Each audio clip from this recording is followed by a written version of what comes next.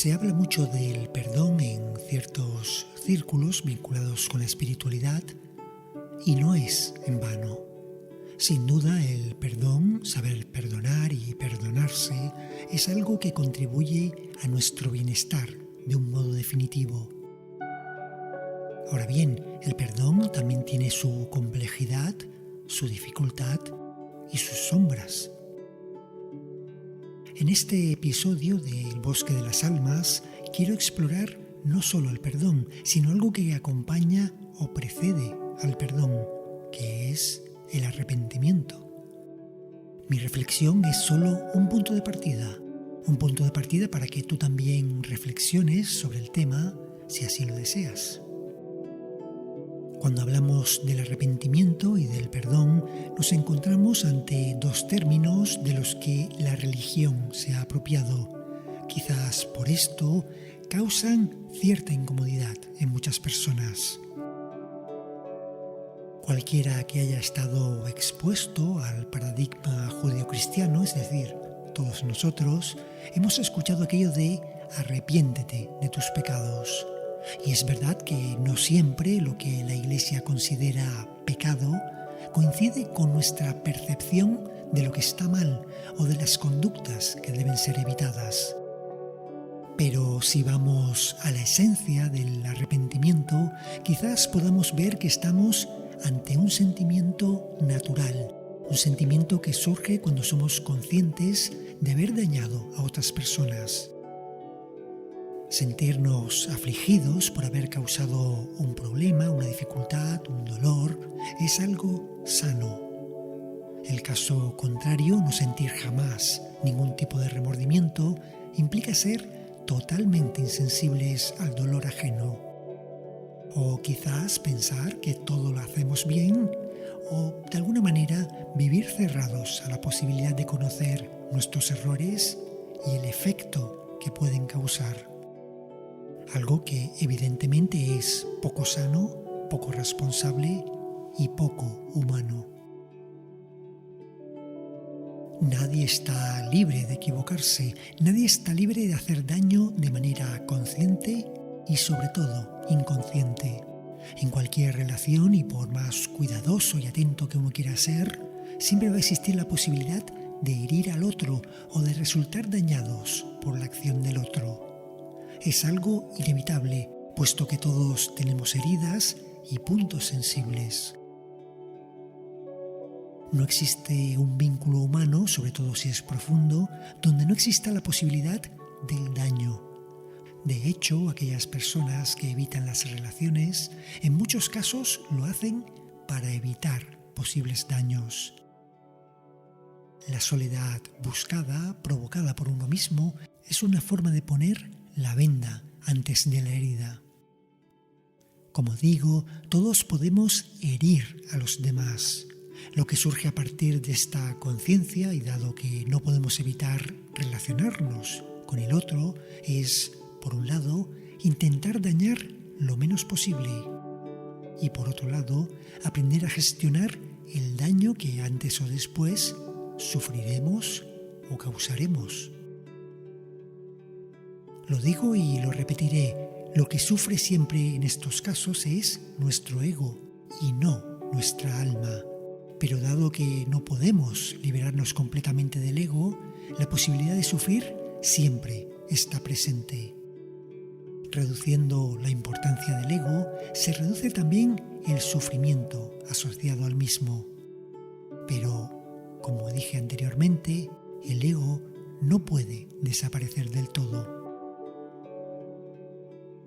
Sentir arrepentimiento tras haber cometido un error, tras haber hecho daño, es sano, siempre que esta pesadumbre esté acorde con el daño cometido, con el dolor creado.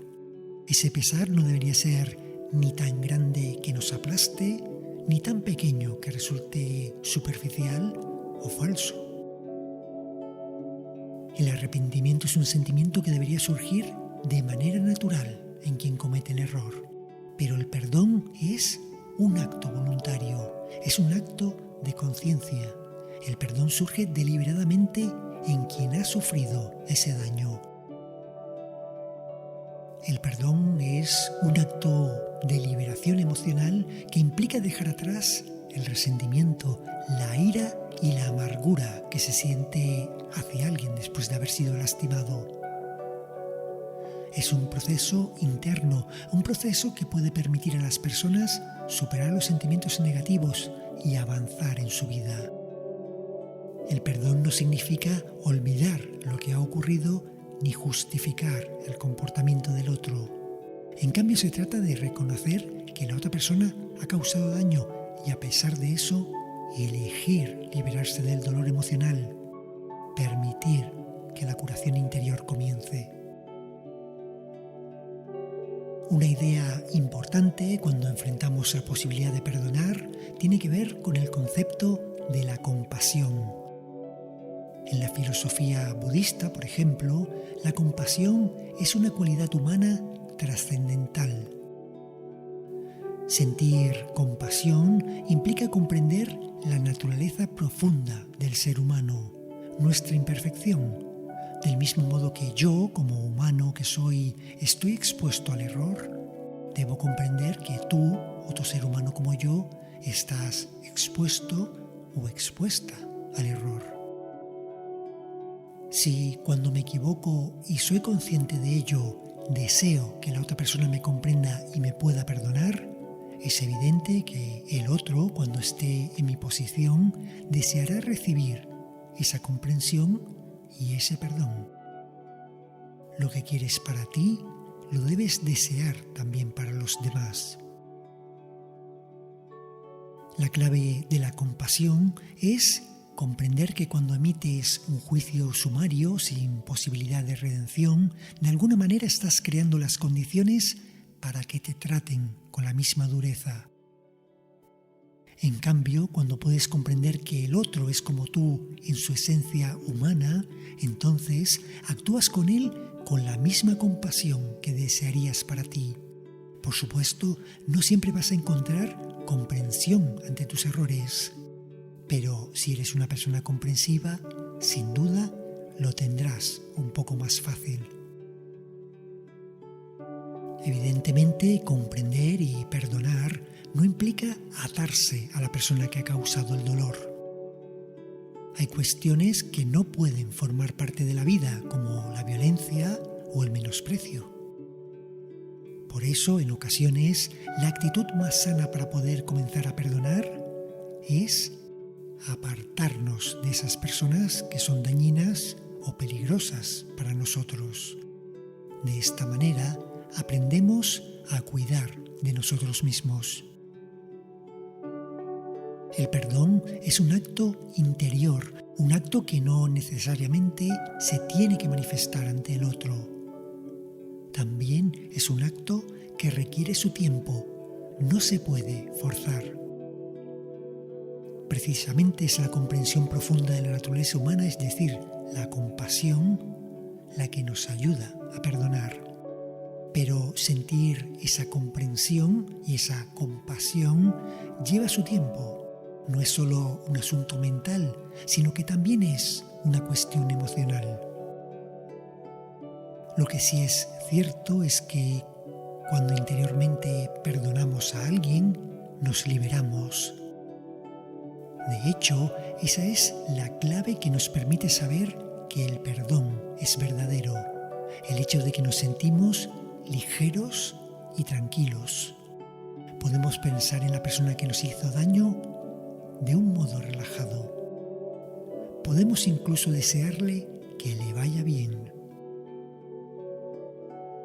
El resentimiento es una forma de vinculación.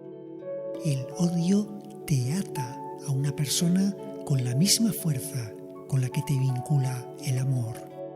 Solo que el resentimiento, el odio, te encadenan a través del dolor.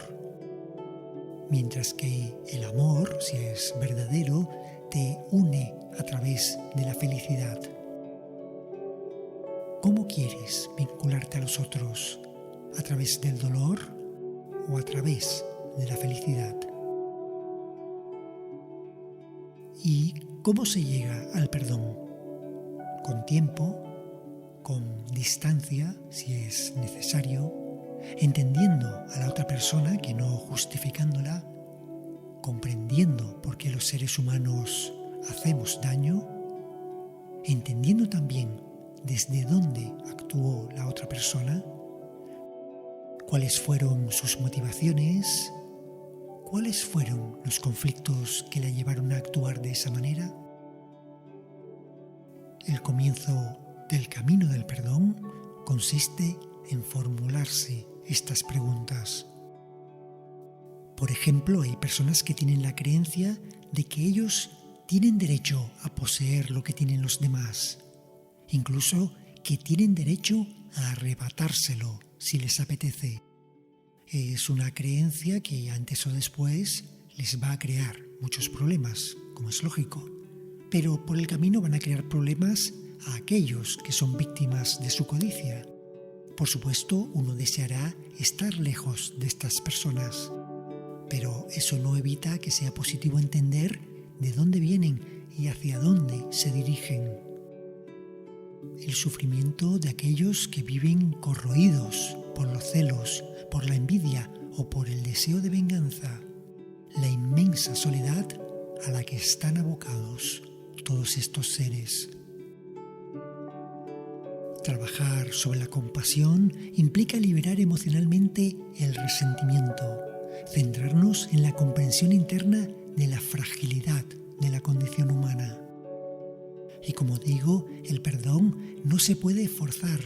Se trata de ir llegando de manera natural a ese sentimiento de ligereza y de compasión. Y por último me queda un detalle y es lo que yo llamo el falso perdón.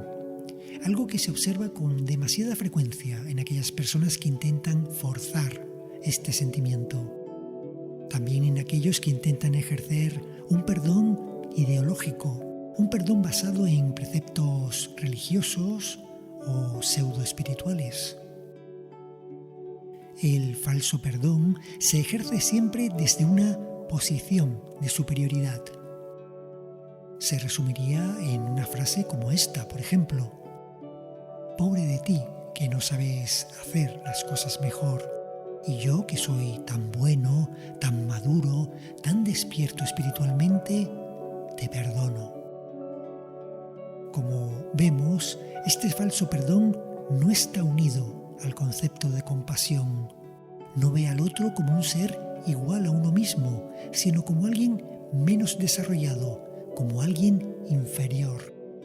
Por eso, este perdón falso no genera paz, no genera tampoco ligereza ni tranquilidad interior, no sirve para nada.